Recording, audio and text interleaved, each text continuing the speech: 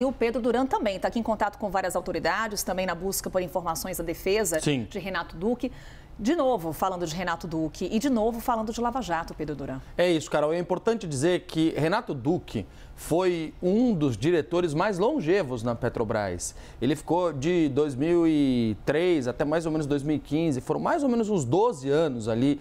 Ele passou por 3 presidentes da Petrobras, passou pelo Dutra, pelo Sérgio Gabrielli, pela Graça Foster, passou pelo governo Lula, pelo governo Dilma. E como o Theo bem trouxe, foi um dos primeiros alvos da Lava Jato, um dos primeiros presos da Lava Jato. Porque tem no histórico dele 2 empresas que acabaram se tornando o centro da Lava Jato, a Petrobras e a Odebrecht.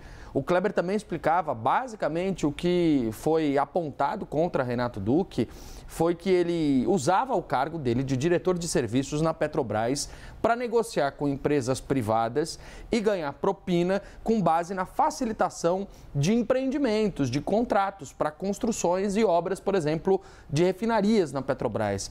Bom que se diga, sob a gestão de Renato Duque, as refinarias da Petrobras empacaram. Isso se tornou uma bola de neve para a companhia, porque depois a companhia foi perdendo o valor de mercado, veio a Lava Jato, derrubou as ações da Petrobras e ela nunca conseguiu se recuperar desses projetos que acabaram sendo engavetados, alguns até no esqueleto de refinarias que não foram construídas. Então, é curioso ver como a Lava Jato, mesmo depois de extinta, porque ela não existe mais hoje, não tem mais a força-tarefa da Lava Jato, ela ainda produz seus efeitos, ela ainda tem os seus impactos.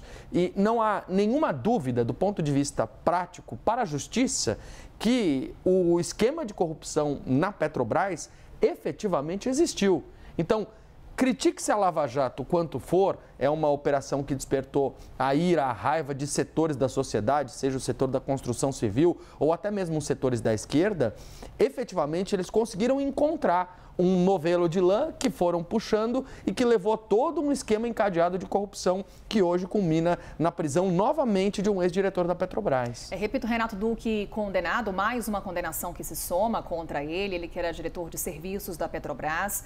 Agentes da Polícia Federal localizaram o Renato Duque em Volta Redonda, que é uma cidade do sul do Rio de Janeiro. Daqui a pouquinho o Theo Cury vai trazer em detalhes como se deu a ação dos agentes da Polícia Federal, como conseguiram localizá-lo, porque ele chegou até a ser procurado em Curitiba. Sim, pois é.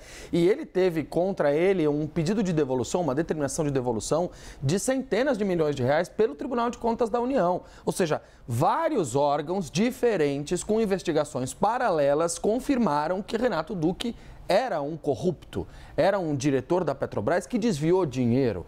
Evidentemente, aqui a gente tem todo um esforço de ouvir o outro lado e a defesa, a gente está inclusive aberto para essa manifestação, mas os órgãos, as instâncias diferentes de investigação afirmam isso, que sob Duque, a Petrobras teve milhões de reais desviados que poderiam ter sido investidos, por exemplo, na construção dessas refinarias que nunca saíram do papel. E ele está chegando de novo aqui, o Theo Cury já aparecendo em tela para conversar conosco, Pedro, justamente sobre esse trabalho que se deu da Polícia Federal, do cruzamento de informações que foi necessário para localizá-lo. Como eu dizia, até então houve um trabalho da Polícia Federal para prendê-lo no Paraná. Renato Duque não foi encontrado e daí essa ação no Rio de Janeiro.